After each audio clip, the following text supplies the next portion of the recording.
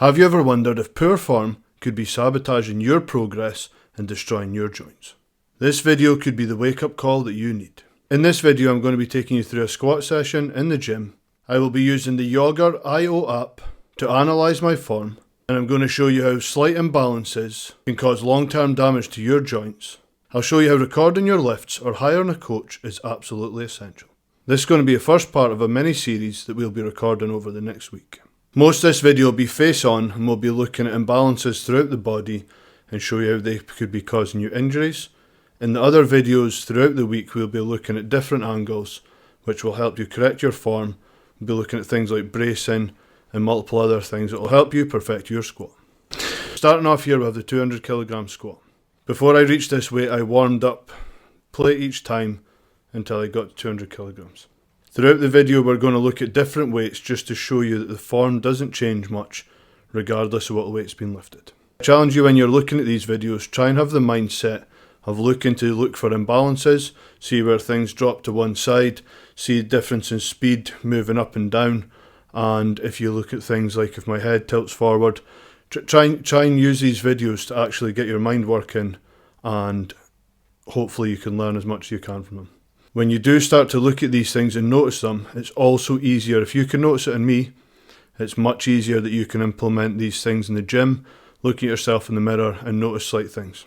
My goal here is if you can look at me while I'm doing these squats with the analysis on the screen, that you can take that mindset into the gym and make minor changes that will help you have a more balanced squat. Starting off here, you will notice a slight imbalance. As I go down, due to hip injury, I tilt to the right quite often.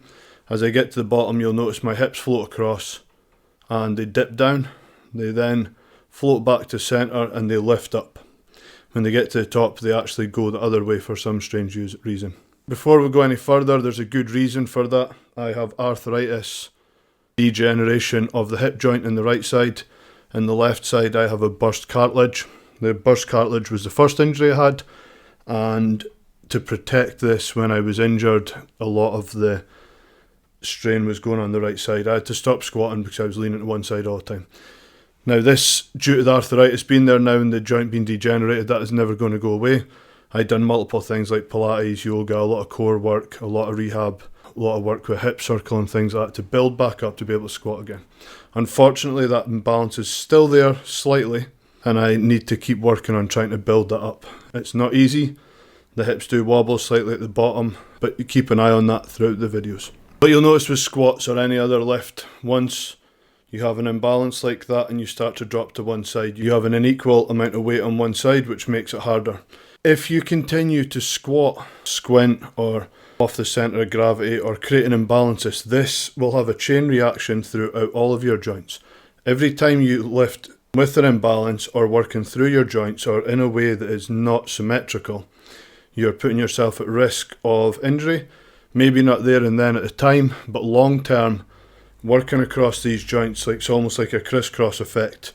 You will wear out parts of your joints that doesn't need to be worn, and you will create even more imbalances, and you will end up like I done my right hip. This was not due to poor form, this was basically protecting the left one.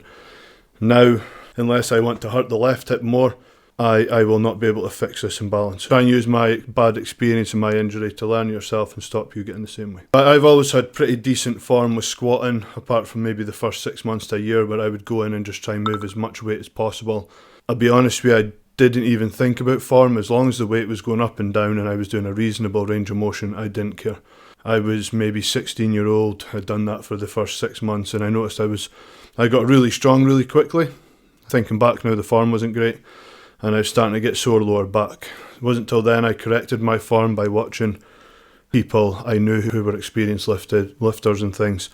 I would watch them and I would correct it. Back when I was 16, you didn't have YouTube, you didn't have other things available, so it wasn't so easy. That's why I always advise people, whether you're hiring a coach or not, it's good to set up your tripod. Make sure you're videoing yourself, it's well away from other people. You don't need to be bothering other people in the gym, but if you can find a comfortable place to set up your tripod, side on, maybe front on, every now and again, and just allows you to correct your form.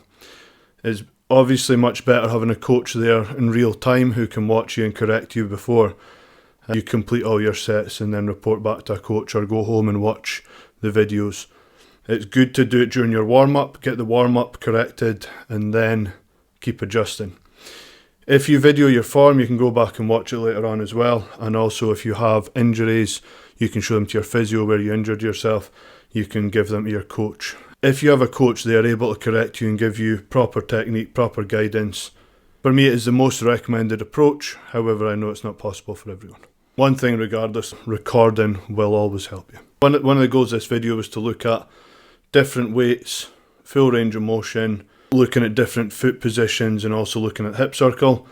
You'll see in some of them here I have a close, very close stance, slightly wider stance with the knees pointing forward, a slightly more open hip stance but normal standard stance, shoulder width apart, and then more into like a sumo type stance. You will see I generally do a standard squat now, I don't do much of the other ones. Many years ago I used to actually do one of each one of these and I felt it was quite good. However, I do find sometimes with the wider squats it flares my back up, and also with the really strict feet close together squats as well, and sometimes they also hurt my knees. For longevity, I do avoid some of them. One thing you will notice though, throughout all the foot positions and throughout all the weights, my imbalances remain consistent. My left elbow and right elbow, there's a slight discrepancy. That might be due to shoulder injuries. I dislocated my left shoulder skiing last year and I've had a couple of minor niggles in my shoulders recently. So it might just be creating that slight imbalance. When I do take the bar off, I make sure that the bar is level. If it's not, I'll move to left or right and reattempt it. I never step off unless the bar lifts even on either side off of the J-hooks. But you can see here in every video, my right and left elbow are quite a big difference. It's probably the biggest difference out of everything on the video. My shoulders stay quite stationary considering, and you will see my right hip always drops down and wobbles at the bottom. These are two things on every video. There's a slight difference, and because of my hip dropping down, you will see my knee points out as well. These are things that if you are a coach or you have a trained eye, you would pick up on these things, especially in real life, on a video too.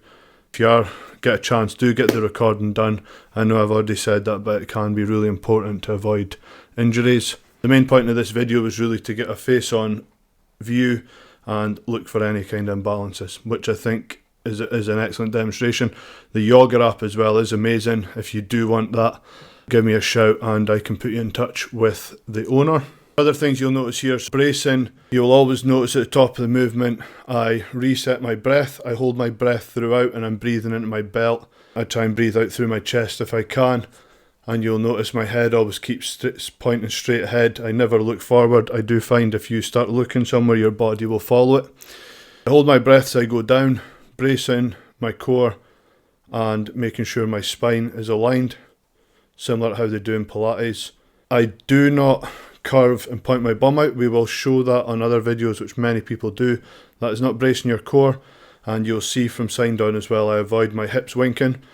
What I've noticed with back injuries, once you brace your core properly, align your spine like they do in Pilates, and keep your abs braced, it is very difficult for your hips to wink. Even with my multiple injuries, if I'm bracing correctly, my hips stay in line with my spine and go up and down.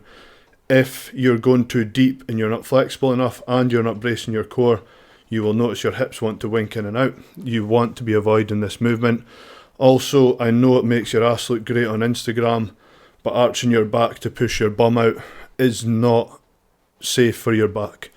You will get injuries. It is great to have these nice videos, the big booty videos and things, but long term you're going to end up with a lot of back injuries. You'll notice front facing isn't the best to look at this, but you'll notice the speed on these videos, which can be quite helpful. All of my descents are nice and controlled. I don't bounce out the bottom. I'm not jarring my hips. I understand for many people they want to bounce out the bottom and get back up because their ego lifting and it's like having a trampoline at the bottom. This gives you so much help to get back up again. I challenge you to go down nice and controlled. If you go down nice and controlled, have a nice gentle transition at the bottom and go back up with the core braced at all times. Reset your breath at the top, reset your core, or if you're holding your core like I do sometimes, and go again. There's no rush. If you can do this controlled, you will keep your back and your hips given the highest chance of being healthy, and actually you're working your muscles a lot better than bouncing out the bottom. What I do often find as well is if I am squatting, you'll see in the video my elbows are slightly out of balance. It's not great. And what I will find, if I have a mirror in front of me and I see that the bar is going to one side, I will re-rack it and start again. You do not want to be inconsistently moving in this incorrect path. You are asking for trouble if you continue working in that. So if you do see the bar wobbling to one side, you just want to be getting that re-racked. It might be that your hands need to come to one side more or the other, or just that your neck needs to go left or right. So it's lifting up at one side, that means you're too much to that side, and that's why it's lifting first. When you re-rack it, it's easy to adjust again. You'll see in the video as well where I use the hip circle. If you're having problems with your knees caving in, many people do. I get that there's other exercises you can do for this. Use hip circle. It is great for keeping the knees out. It gives you focus, but also allows you to build the muscles to keep them in that position. Also for people who want to really focus on their glutes as well, it does help. If I use a hip circle, I can feel my glutes burning. Great tool. It's one of the tools I use to recover from my hip injuries, and it really fast tracks my progress with them. Also, when my back was flaring up, because I was using a hip circle and walking with my feet pointed out the way, this helped me improve my squats as well, and it also helped release the tension in my back. I really hope this video has been helpful. As I said, this is part of a mini series. I'd like to thank Abby over in Texas who done the analysis. That is not my tool. Abby has done this. We've been working on this experiment together. I appreciate all the hard work and effort that you've done over the last couple of months of putting the analysis on various different videos for us, Abby. It's been very helpful for my own benefit, but it's also been great being able to share this with my subscribers too. Thanks for that, Abby. We're going to have 3 or 4 more videos. One of them is going to be a side view analysis where we'll be looking at the centre of gravity, which we'll be looking to make sure the bar path travels straight in line with your heels. Anything off the centre of gravity is putting unnecessary strain on your back, but we will also show you different types of squats and how you can lower the bar and different body positions to keep over the centre of gravity. That's coming soon, look out for that. We will also show you different body positions so you can either work your quads more or you can target your glutes more. For them guys who want a massive booty, it'd be really helpful for them. We're going to be doing a video for bracing and breathing techniques. We'll do that side on. It's easier to show you side on where you can see the spine alignment and things rather than face on. Very good for protecting your back, but also these techniques, not only do they protect your body, but they do help you progress quite quickly in the lifts. And the last video we'll be looking at will be about foot placement, showing you different areas where you could put your feet to target more in your quads, and also ensuring you get maximum knee flexion and foot positions and the different ways you can position your hips to protect your knees. We'll be looking to have all these released by the end of the week, so look out for them. I am training legs 3 times a week just now, so it does give me a lot of opportunities for recording these videos. If you have enjoyed this video or the other videos that have been putting out there, there's plenty of other videos on my channel. Check them out. Drop a comment below, let me know what you think. If you want to receive top tips straight to your inbox, subscribe to my newsletter. Or if you want somebody to fast track your results and help you to coach you to be the best version of you, schedule a call. We could book a free consultation call and see where you are in your journey, and we could help you guarantee results. Thanks for watching, and if you did enjoy this, check out my other videos.